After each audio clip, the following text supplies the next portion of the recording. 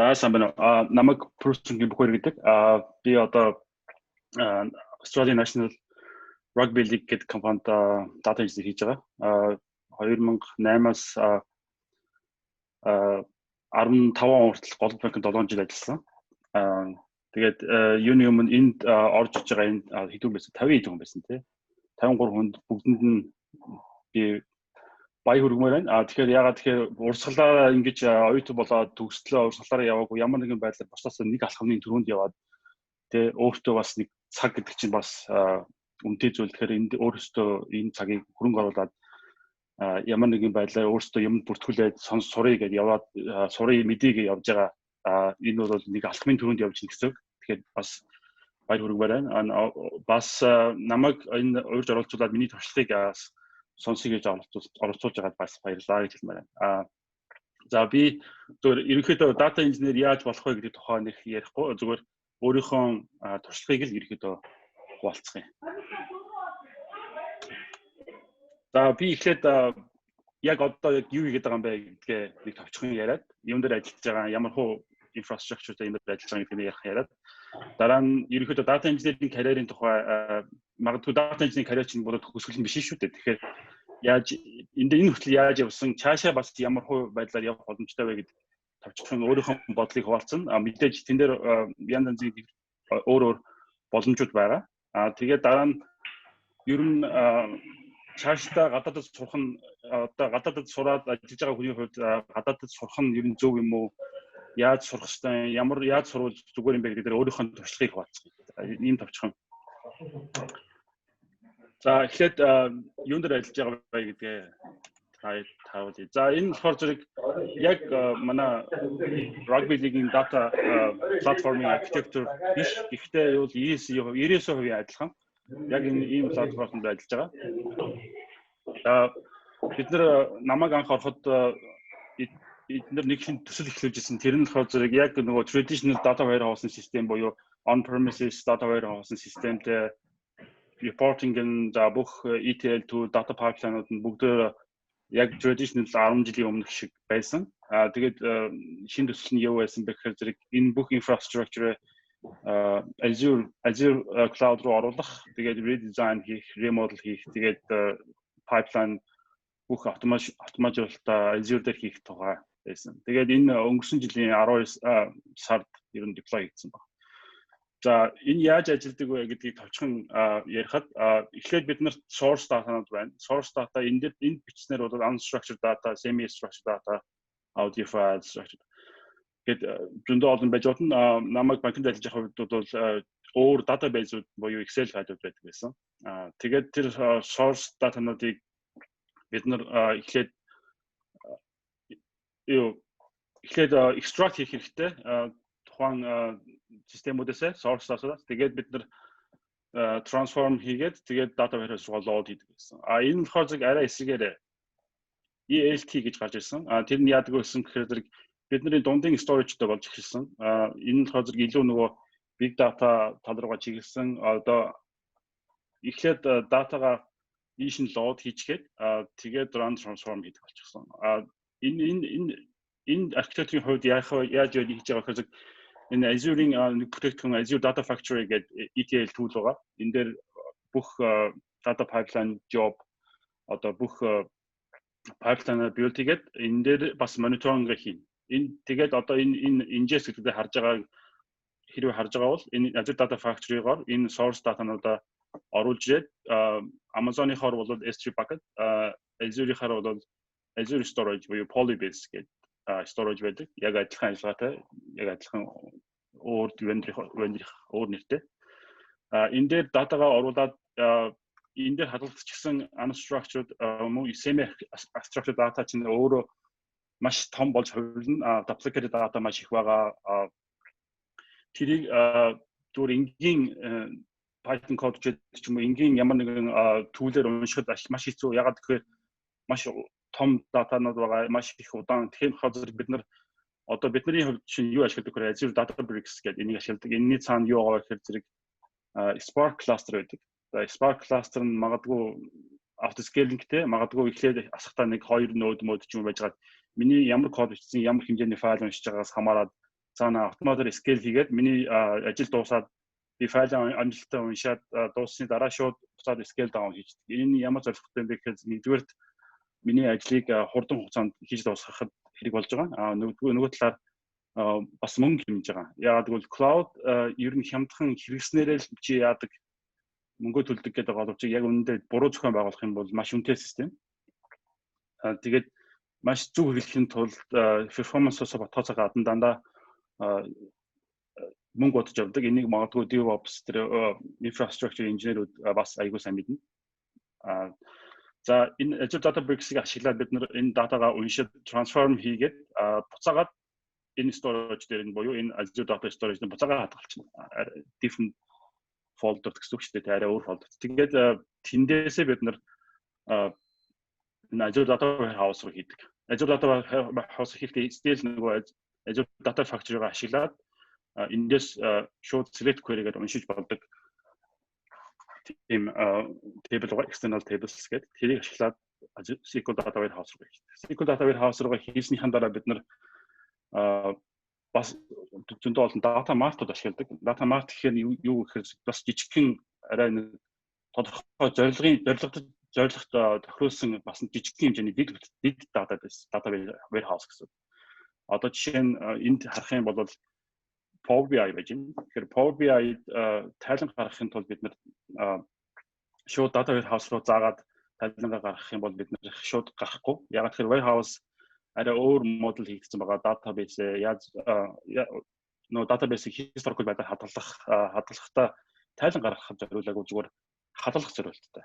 Тэгэнгүүт тайлан гаргахад зорилттой data mart-ыг дахиж жижиг хэмжээний data warehouse байгуулад өөр хэмжээний байдлаар модуль хийн. Бид нар голон токенд ажиллаж байхдаа яг энэ дээр ажиллаж байсан. Бас энэ дээр star schema гэдэг модулийг ашиглаж байсан. Тэгээд энэ тэрийг модуль хийжээд тэндээсээ ахаад SQL analysis service гэдгийг ашиглаж оруулж ирээд тэгээд DAX query-гээр BI руу тайлангаа гаргаад ийм infrastructure одоо ажиллаж байгаа. Тэгээд энэ ганцхан BI руу delivery хийдэггүй өөр marketing system, Salesforce гэдэг different системүүд рүү ингээд анализ хийж байгаа. Тэр болгон дээр data factory чинь ашиглаад явж байгаа гэсэн. За энэ болохоор зөвхөн миний одоо ажиллаж байгаа платформ. Энэ арай өөр би нэг сонирхол хийж бодсон. Яг энэ арай өөр миний одоо шинээр хэлж байгаа дөнгөж хэлж байгаа нэг архитектур байгаа юм. Энэ болохоор жоохон шин. Энэ яагаад би энийг хэлхийж бодсон бэ гэхээр зэрэг traditional data warehouse-ийн түрүүний өмнөх харуулсан архитектур болохоор зэрэг илүү нөгөө enterprise system зориулагдсан эсвэл нөгөө private компаниуд илүү maybe тохиромжтой. Тэгэхээр энэ яадаг вэ гэхээр зэрэг илүү нөгөө customer facing application-уудад одоо жишээ нь өөрийн чинь бичсэн application утсан дээр, вебсайтн дээр энэ зүүн талд харагдаж байна, утсан дээр харагддаг. Чи тэр системүүд дээр хэрэглэгч юу хийж байгааг болгоныг хармаар байдаг. Энэ нэг хамгийн том жишээ магадгүй энэ ч гэсэн төстэй байгаа. Том жишээ Netflix байгаа. Тэгэхээр Netflix data driven company гэж явдаг. Яаж явдаг гэхээр зэрэг чиний бүх хийж байгаа үйлдэлүүдийг event болгож хадгалцдаг. Одоо жишээ нь энэ видео орлоо, энийг pause хийлээ, нэгээс гарлаа. Тэр event болгон яг event чигээрээ буюу яг тийм event хэлбэртэй датагаараа S3 bucket орчдөг. S3 bucket нь болохоор big data буюу data warehouse-ийн юу болчихж байгаа. Энэ дээр болохоор ерөнхийдөө тогтсон трендээр болохоор зэрэг ийм гурван ширхэг layer байгаа даа. Тэгэхээр хамгийн ихний event data нь энэ raw data гэдэг рүү орчих нь. Raw data-наас уншихад бол маш хэцүү.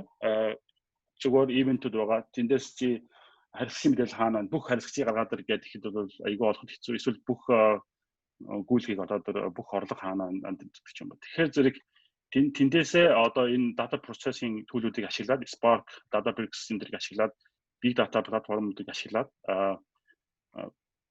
transform хийгээд data warehouse үүсгэн. Тэгээ буцаагаад S3 bucket руу хадгалчихна. Тэгээ data warehouse-аас үүсгэчихэд эндээс шууд ахаад data visualization юм уу тайлан гаргахад бас ахиад хэцүү. Тэгэхээр зэрэг reporting layer ахаад хийн. Энэ ахаад data processing-ийн төлөвүүдийг ашиглаад хийн. Тэгээд эндээсээ fast storage буюу одоо Redshift ч юм уу эсвэл SQL Data Warehouse ч юм уу Oracle Data Warehouse тэднэрт хадгалаад тэгээд тайлан гаргахад зориулсан хэлбэртэйг модуль хийгээд тэгээд тайлан гаргана гэсэн. За энэ дээр болохоор зэрэг зарим data scientist-ууд, data analyst-ууд заримдаа interactive query явуулах шаардлага гардаг. Магадгүй reporting layer руу эсвэл data warehouse layer руу ч юм уу. Эсвэл заримдаа энэ redshift буюу энэ fast storage бидний мэддэг data warehouse руу хандаж interactive query явуулах шаардлага тэр ямар юу руу хандж байгаас хамаарат ийм өөр төлөвлөгөөг ашигладаг. Тэгээ эннийх нь хамгийн сонирхолтой юм нь event driven architecture буюу энэ яаж event driven байх хэрэгтэй вэ гэдгийг харуулах гэж энийг оруулж ирсэн. За дараагийнх нь за data engineering career гэдэг. За тэгэхээр ерөнхийдөө чи ажлын гаанд гараад ажил дээр одоо ажиллахад хөвчлэн ганцаараа ажиллахгүй багаар ажиллана. Тэгэхээр чи хэрвээ data engineer болох гэж зорж байгаа бол data team гэж байгаа. Тэгэхээр data team иймэрхүү бүтцтэй байдаг. Энэс улам өөр ролууд байгаа. Data architect, data modeler гэдэг тухайн компани хэр томоосоо хамаарат өөр ролууд байгаа. Тэгэхдээ энийг яагаад оруулсан бэ гэхээр зэрэг data engineer гэдэг хүн маань ямархуу skill setтэй байх хэрэгтэй юм бэ гэдэг. Тэгэхээр зэрэг эндээс харах юм бол ер нь software engineer тал руугаа илүү орсон байгаа гэдгийг харж байгаа хаад. За тэгээ дараагийн юм дээр харагдана. За энэ дээр болохоор зэрэг би энэ болохоор ерөнхийдөө жишээ ерөнхийдөө их хвчлэн иймэрхүү байдаг. Гэхдээ яг энэ бол тогтсон заавал ингэж явах хэрэгтэй гэсэн тайтул биш. За би энэ дээр ямар жишээ авсан гэхээр зэрэг хоёр шинээр орж байгаа дөнгөж бакалавра төгссөн хоёр оюутан карьераа эхэлж ерөнхийдөө data engineer болох ч юм уу эсвэл data тал руу data team руу орё гэсэн зорилготойгоо эхэлж байгаа бол магадгүй хоёр өөр гарааны цэг байж болох юм. Шууд data engineer-ээр ажил орох бол хэцүү. Яагаад гэвэл өөр data different туршлагууд хэрэгтэй болохоор зэрэг. Тэгэхээр эхлээд энэ дээр миний авсан жишээнд болохоор junior developer эхлээд зүгээр вебсайт ч юм уу эсвэл ямар нэгэн database-тэй холбогддог аппликейшн бичиж байгаа. Тэгээд энэ дээр нэг жил ажиллаад дараагийнхаа 2 жил 2-оос 3 жилдээ developer-оор ажиллаад тэгээд илүү нөгөө ер нь software engineer мэдлэгтэй болоод магадгүй software engineer болоод тэгээд явж байгаад software engineer болно гэдэг байна өөрөө олон жилийн мэдлэгтэй болчихсон data тал руугаа data model энэ байдаг ерөөхдөө basic-уудыг мэддэг болчихсон software engineer тал руугаа мэддэг болчихсон бас automation тал руугаа нөгөө түрүүний ярьдаг automation хэрэгтэй байгаа гэдэг нөгөө continuous integration and development гэж ярьдаг тэр тал руугаа бас мэдлэгтэй болчихсон энэ олон талын мэдлэгтэй болчихсон болохоор data engineer болоход бүрэн бэлэн болчихсон гэсэн. Нөгөө талаар нь эндээс эхлэх юм бол эхлээд SQL developer гэдэг role-ууд их байдаг. SQL developer гэхээр магадгүй нэг data team-д ороод data engineering ч юм уу, data scientist ч юм уу, эсвэл BI analyst-ийн ч юм уу нэг туслах маягаар ороод SQL developer гэхээр хвчлэн зөв ad hoc query-нд ажиллаад query-гээ сураад явж байдаг. Oracle юм уу, Microsoft-ийн сертификатууд гэсэн эхлэхдээ SQL-с эхэлдэг. Тэгээд тэндээсээ явж байгаа илүү жоохон data modeling-гээ сураад эхлэхээр зэрэг data developer гэдэг сүүлд рүү нөгөө ганц SQL-ийг бичгээ болоод ганц нэг өөр төлөвлөлт ашиглаж эхлээд data engineering-ийн ажлуудаас ч гэсэн баг зэрэг хийж эхлээд ингээд automation тал руу ороод эхэлнэ гэсэн. Тэгээ эндээс шууд software engineer бас орох боломжтой. Эсвэл эндээ байж байгаа data modeling хийдэг байж болно гэсэн. Data modeling гэхээр зэрэг бид нар одоо жишээ нь хамгийн сайн мэддэг их сургууль үздэг ERP гэдэг юм байгаа. Гэхдээ тэрнээс өөр зорилготойгоор өөр моделингууд маш их байгаа. Бүх ямар системд ашиглаж байгаагаас хамаарат Snowflake, Star Schema гэдэг модулууд байгаа. Тэгээд тэр моделийг сурах хэрэгтэй болно гэсэн. За эндээс миний гол том хийжсэн бас нэг ажлуудын нэг энэ data BI developer гэдэг. Энэ яадаг вэ гэхээр зэрэг илүү нөгөө BI тал руугаа чиглэсэн моделингуудаас сураад BI тал руугаа чиглэсэн яаж репортыг хурдан гаргах уу tuning тэгээ бас моделингуудаа хийн tuning-гээ хийн нөгөө BigQuery performance энэ гэдэг рүү ороод явна гэсэн. Data analyst гэж явах юм бол илүү нөгөө visualization бизнес тал руу болоо явчихна. За тэгээд энэ хоёрын дараанаас бид нар data engineer магадгүй болж эхэлж байгаа гэсэн. Тэгээд ингээд 100 гарт руугаа би нэг бүгдийг ярих юм бол аюулгүй удах бах цаг их орох бах. Тэгээд 100 гарт руугаа эхлээд та нар харах юм бол жоохон software engineer тал руугаа тэгээд дээр нэмээд machine learning тал руугаа явсан байна. Энд байгаа machine learning engineer болохоор илүү нөгөө датагийн биш өөр нөгөө computer vision ч юм уу тийм талын machine learning engineer гэтэл энд data machine learning-ийн моделлер гэж байгаа нь илүү нөгөө machine learning-ийн модель энэ төр дээр ажилладаг data science болоход бэлтэж байгаа хүн ч юм уу тийм. Энэ хүн маягаар ингээд career байдаг. Тэгэхээр би энэ дээр юу хэлэх гэсэн бэ гэхээр зэрэг ямар нэгэн байдлаар нэг ийм хүү goal байх хэрэгтэй бид нарт. Би одоо энэ цэг дээр байгаа миний тэр чигт хүрэхин тулд бид нар нэг ийм хүү goal байх хэрэгтэй. Би тэдэнд очихын тулд ядаж нэг тэдэн жил зацуулах хэрэгтэй юм байна. Тэгээд тийм хүү goal тавьчих юм бол бид нар бас өөрөө зорилгоо тавьчих юм бол бид нар өөрсдөө бас яаж юу сурах хэрэгтэй вэ гэдгээ мэдэж эхэлнэ гэсэн үг. Тэгэхгүй junior developer байж байхдаа гинт вебсайт сонирхоод вебсайт сурж агаад эргээгээд гинт BI сонирхоод эхлэх юм бол магадгүй junior developer нэлээд олон жил ажиллах хэрэг гарах байх. Ягаад тэгэхээр тодорхой яг нэг дараагийн шатанд орох skill set байхгүй ийм тархаа бодрохой skill setтэй болчих юм бол магадгүй тэр level дээр удаан байх шаардлагатай байж магадгүй. Тэгэхээр болж магадгүй. Ягаад тэгэхээр зэрэг дараагийн ажил авахын тулд чи ийм skill set байх хэрэгтэй гэдэг ерөөдөө стандарт тогтцсон байдаг. Тэгээ тэр нь байхгүй юм эсвэл нэг нь байхгүй байвал за чи нэг ахаад нэг жоохон 6 сар ч юм уу жил ажиллах. Тэгээ энийгээс орчих. Тэгээд дараа нь ягараа гэдэг. Тийм болохоор нөгөө одоо олон улсын зах зээл дээр нэг хүн яг нэг чиглэл дээр байна гэх мэрэгчсэн байдаг ийм учиртай. За эндээс бас юу харуулж бодсон. Data engineering skill set гэж юу яриад байгаа гэдгийг нэг товчхон харуулж бодсон. Одоо эндээс харах юм бол data engineering гэн илүү software engineering чиглэлд эндээс харах юм бол хар бараа өнгөтэй борн чухал гэсэн байна. Тэгэхээр software engineering нэг чухал, data wrangling гэдэг нэг чухал, programming tool-ууд ашиглах нь чухал энэ төр гэдэг. Гэхдээ энэ дээр харах юм бол machine learning-ийн learning заавал мэддэг хаалдгүй гэдэг юм. Энэ бүтгэн цагаа. Тингээр гэдэг. Тэгэхээр энэ хүн маягаар өөрсдийнхөө яг юу болох гэж зорж байгаа, сонирхож байгаа чиглэлийг сонирхоод энэ заавал machine learning-ийн дээр data engineering хаалдгүй сонирхоод энэ хүн юугаа хараад ер нь ямар skill setтэй байлаа, юу их дараа нь миний энийг сурсны дараа юу сурах хэрэгтэй вэ гэдгийг мэдээд авчих нь чухал байх гэж боддог. За би гадаадд сурсан 7 жилийн дараа голлон тагнаас гараад гадаадд сурахаар явсан. Тэр тухайгаа ч юм уу тэр яагаад явах болсон тухайгаа туршлагаасаа хавуулчих гэсэн. За би голлон тагнад 7 жил ажилласан. Эхний 4-5 жил нь software engineer ажилласан. Software engineer ажиллаж байхдаа түрүүний хэлсэнчлэн их reporting системүүд дээр их ажилладаг байсан. Windows application system дээр ажиллаж байсан. Тэгээд reporting query тал руу их ажилладаг байсан болохоор data тал руу явчихсан. Дараа нь 1 жил database administration хийсэн. Гэхдээ administration хийхдээ core system administration гэдэг хийгээгүй яг BI системийн administration хийж байгаа. Тэгээд data warehousing руу орсон. За тэгээд data warehousing байгуулад BI нэвтрүүлээд явж хахад сүүлийн 4 жил 3.1 жил ажиллаж хахад би яг энэ чиглэлдөө ер нь мэрэгших хэрэгтэй байна гэд тэгээд яг энэ чиглэлээр мэдээллийн системийн чиглэлээр мастер хамгаалсан байгаа. Мастер хамгаалж авах хугацаанд яагаад энийг оруулсан гэхээр мастер хамгаалж авах хугацаанд би full stack web developer хийсэн. Би голлон банкнд нэг ч удаа web developer хийж байгаагүй. Тэгэхээр энэ дэр яг юу гэж байгаа юм гэхээр зэрэг бас хажуугаар нь юм сурж ивэл өөрт чинь хизээ нэг өдөр буцаагаад өөрт чинь буцаагаад payback хийх өдөр ирдэг. Би сонирхлоороо веб сураад өөрөө ганц нэг халтур хийгээд ингээд веб сураа явж байсан. Тэгээд голлон тохинд веб хийж байгаагүй. Тэгээд энэ хийсний дараа тэр скил маань хийх болсон. Тэгэхээр хүнд бас скил амар чухал хэдийгээр магадгүй өөрт чинь тухайн үед хэрэггүй байсан байж болно. Тэгэхээр энэ дээр бас их баяртай байна. За тэгээд одоо data engineer National Rugby League гэдэг компанид ажиллаж байгаа. За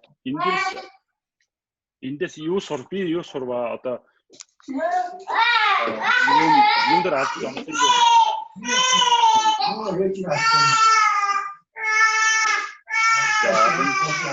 Фона хатуу хаачих.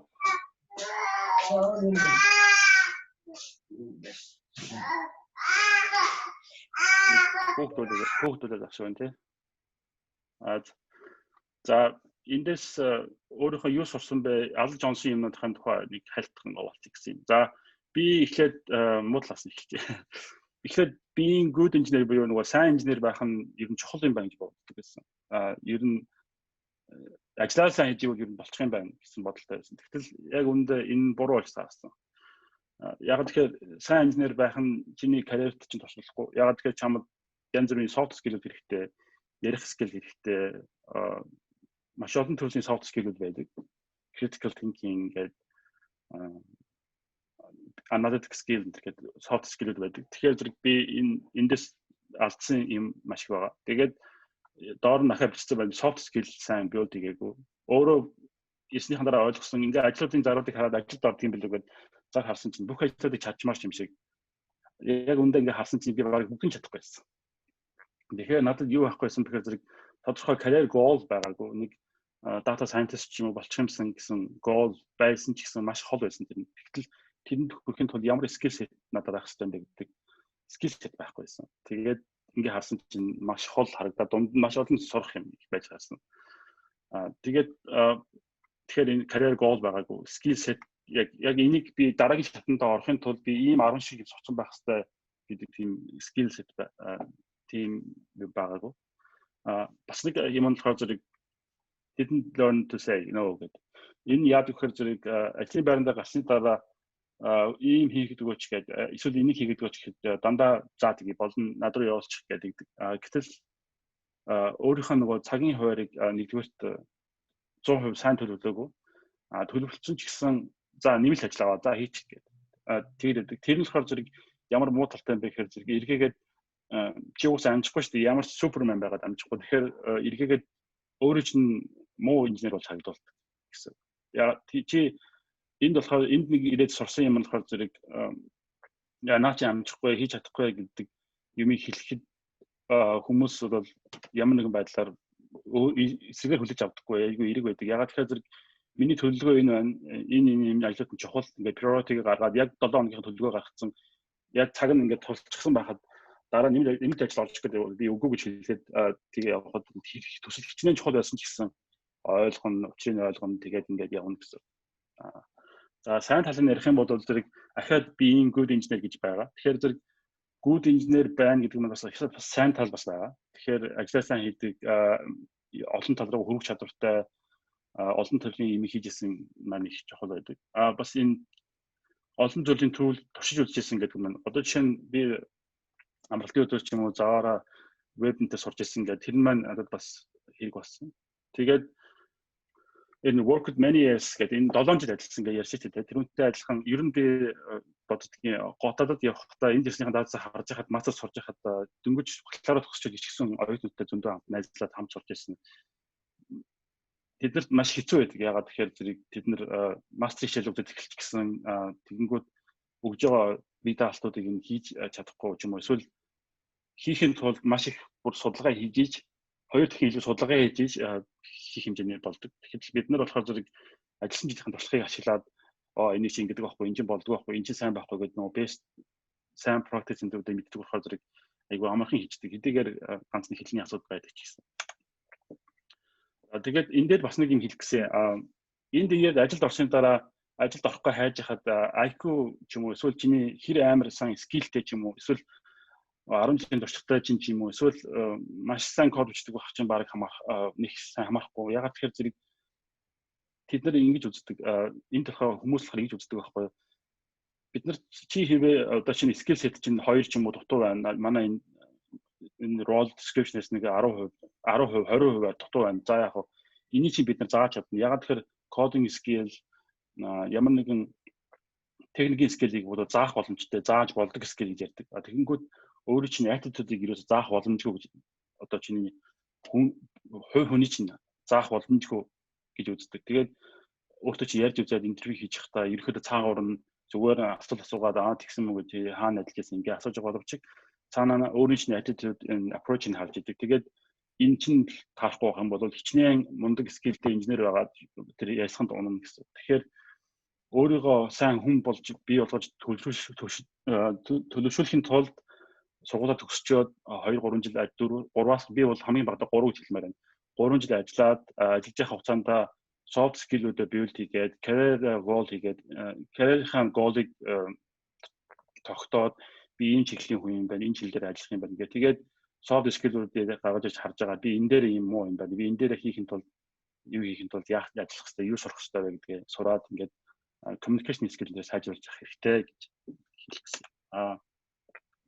За төгсгөлд нь нэг дүгнээд за гадаадд сурах тал руугаа ч юм уу надад би нэг ганц зөвлөгөө өгөх гэсэн. Тэгэхээр хамгийн чухал юм болохоор зэрэг career goals анх бакалавр төгсөж байхад бол software engineer болно эсвэл бараг л тийм л юм байсан. Ер нь бол тухайн үед team олон role байдгийг ч мэдтгүү бараг бүгдийг чадна гэж явж байсан. Тэгээд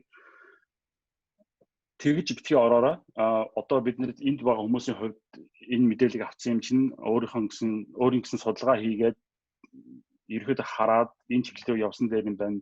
Би математиктэй сайн юм чинь machine learning болъё. Тэгвэл ямар goal, ямар нэгэн үе шатнууд байна хараад за тэгвэл ийм 10 шат байгаа юм байна. Би тэгвэл ядаж одоо 1 2 дугаар дээр нь ажиллаж эхлэе. Энэ хоёрыг сурахын тулд ямар skill set эхнийх нь сурахад надад 20 skill хэрэгтэй, дараагийн сурахад дахиад 5 skill хэрэгтэй энэ тэрийг тэрийг ингээд төлөвлөж явж байгаагаа хэлэх гэсэн. Дараагийнх нь энэ дээр бас хэлчихсэн байна. Build skill set, develop soft skill гэдэг. Тэгээд ажил хийж явах хугацаанд аль болох хүмүүстэй communication skill сайжруулад хамт олонтой байж яриад presentation тавиад ингээд skill-ээ сайжруулж байгаа хэрэгтэй. Энд чинь өөрөө буцаагаад хэдэн жилийн дараа өөрт чинь lead developer болох чинь ч юм уу senior developer болох чинь айгүй хэрэг болно гэсэн. За гадаадд сурахыг төлөвлөж байгаа хүмүүсээ бол ялангуяа мастер сурахыг төлөвлөж байгаа хүмүүсээ бол би хамгийн багадаа 3 жил ажиллах хэрэгтэй гэж зөвлөмөр байна. Тэгээд энэ дээр тэр өмнөх дурдсан байгаа skill set-үүдээ build хийгээд тэгээд бэлтгэж явах хэрэгтэй гэсэн үг. Тэгээд бас нэг хамгийн сүүлд нь хэлэх гэсэн ганц нэг юм болохоор зэрэг би голон төхөнд ажиллаж байхдаа ерөнхийдөө тухайн infrastructure, тухайн орчныхаа юмнуудыг ингээд сурчихсан. За ингээд ер нь болчихлоо. IT-ийн юу шинэ innovation их хурдан гарч идэг гэсэн амар сурахад хэцүү байдаг гэдэг өдрөөлөн сурах хэрэгтэй гэдэг байсан. Айгүй юм биш гэж заримдаа бодохгүй байсан. Тэгтэл яг өмнөдөө нааша гарч ирээд ажилд орсон чинь ажилд орч чадахгүйсэн. Тэгээд харсан чинь бүр сурах юм хэдэн мянгаар байсан. Тэгээд сураад бид очил үзээд судалгаа хийгээд сураад хаамж өгөхгүй. Одоо ч хүртэл сурсаа. Тэгэхээр хизээж битгий сурхаа болоорой. Тэгээд юу сурхаа мэдэхгүй байгаа бол нэг зөвлөгөө гэхэд янз янзын сонирхолтой вебинар интернет руу ерөнхийдөө компаниуд вебинаруудаа үнэгүй тавьчихдаг. Тэгээд эндхийн одоо энэ 20 оны тренд энэ байна, data engineering тренд энэ байна, BI engineering, data science тренд энэ байгаа гэдэг вебинарууд байдаг. Тэгээд хөвчлийн Америкийн цагаар ч юм уу байвал үзэж чадахгүй. Тэгэхээр тэрэн дээр санамсруу ороод бүртгүүлчих. Тэгээд дараа нь чам руу үз жамжаагүй мэн та уучлаарай та тэгвэл энийг үзээрэй гэдэг ингээд видео линк явуулчихын. Тэгээд чи завтай үед нэг ороод ойлгохгүй ч гэсэн хараад ерөнхийдөө presentation-ийг ойлгоод нэр хэлж байгаа нийт томьёолд нь ойлгоод тэгээд дараа нь өөрийнхөө судалгааг хийгээд мэдээлэлтэй байсан дээр гэж зөвлөмөр байна. За тэгээд асуулт байвал энэ дээр би нэг хэлэх гэсэн энэ data engineer бодож байгаа хүмүүс байвал энэ open source data engineering cookbook байдаг. Энэ GitHub link юм байна.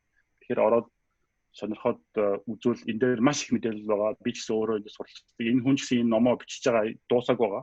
Тэгээ энэ хүн номоо бичиж байхдаа ингээ GitHub дээр шеэрлээд ингээ явдаг. Номоо өөрөө бичсэн. Тэр нь яаж ихсэж байгаа трендүүд нь ингээ бүх юмнууд нь байгаа. За тэгээд асуулт байвал асууж бол микрофон өгөө нээж яагаад. За бөхөөдөө баярлалаа.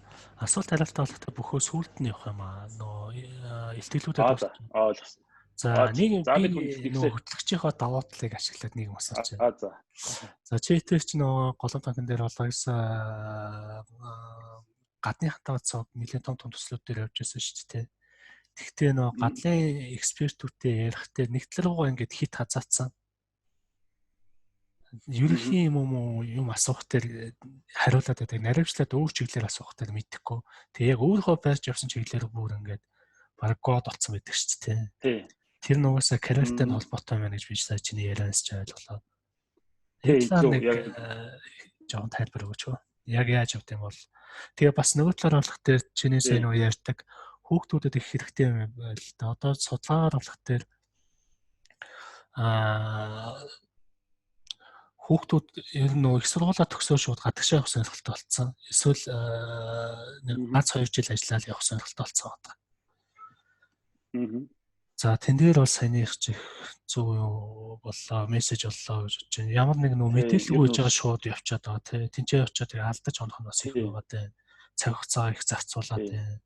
Монголд ажиллаж явах нь ажиллаад явах нэг зүгээр юм байна гэж. Тэр чи саяны миний асуултанд нэг хариу өгөөч хөө. Уцаагаад яаж явахд тэгээ за нэг экспертүүд болох дээр нэг зүйлээ бариад хитрхи төгс болцсон байгаа гэдэг. Тэгээд бусад зүйлээ их мэдхий байцдаг тий.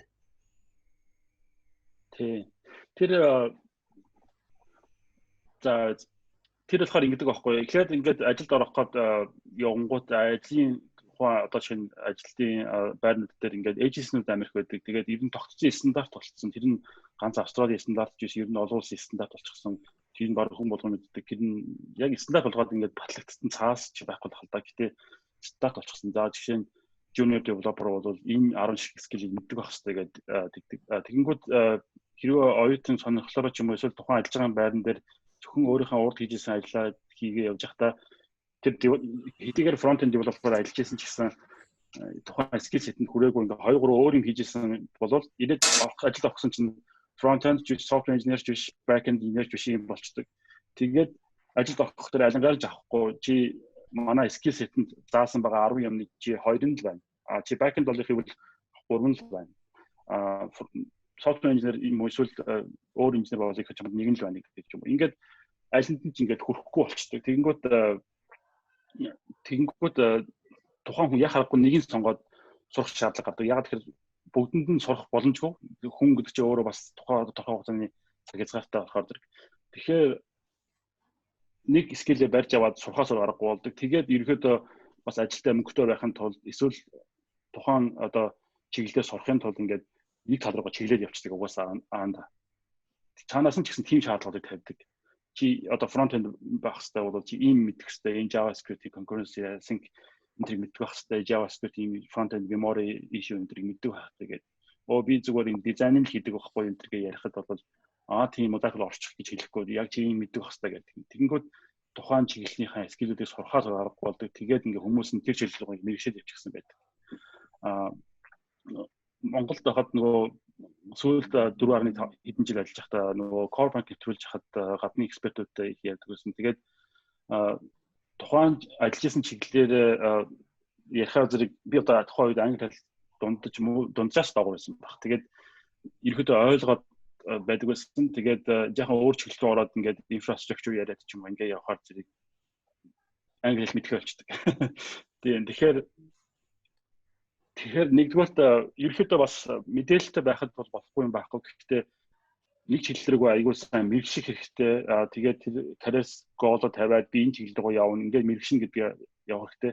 Мэргэшээд явахын тулд бас цохроор явж болохгүй. Яг би ийм скил сурчиж одоо жишээ нь software engineer-ээр ажиллаж байгаа data engineer болмоор байгаа бол software engineer-ээс data engineer transit хийхин тулд би software engineer скиллүүдээ нэгдүгээр дуусгасан байх хэрэгтэй. 10 шиг скил байгаа бол 10-ыг дуусгасан байх. Тэгээд дараа нь data engineer орохын тулд ийм л 5 скил нь хаана байна?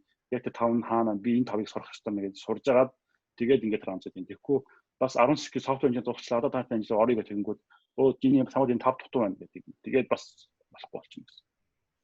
Тэгэхээр ерөнхийдөө тиймэрхүү чиглэлээр байдаг учраас одоо жишээ нь senior data engineer ч юм уу би одоо баг senior хийж байгаа гэхдээ одоо би чинь senior data engineer ч юм хийж байгаад нэг компанид ороод би танах front end хийж гэдэг бол би баг junior front end-ээс хэлж магадгүй гэсэн үг байхгүй. Тэгэхээр намайг чи senior байсан юм чи мэдхэд л үгүй за орчих гээд авахгүй. Тэгэхээр зэрэг team ялгаатай гэсэн үг байхгүй. Хэдийгээр senior байжгаад чиглэлээ солих юм бол магадгүй доороос нь эхлэх боломжтой. Эсвэл тэр хинч цаг зав зохицуулаад бас цалингаа хасуулаад тэр тал руу эхлэхгүй шүү дээ. Тэгэхээр ерөөдөө нэг тал руугаа мэргэжих нь хамгийн зөв. Тэгээд тэр тал дээр ажиллах хэрэгтэй. Тэгээд бас гадаад сурах төлөвлөгөөтэй байгаа бол ажиллаж явах хугацаанд энэ бүх скиллүүдээ build хийгээд бэлтжих хэрэгтэй гэсэн. Их дор хаяж 3-5 жил ажиллаж явах хэрэгтэй гэсэн.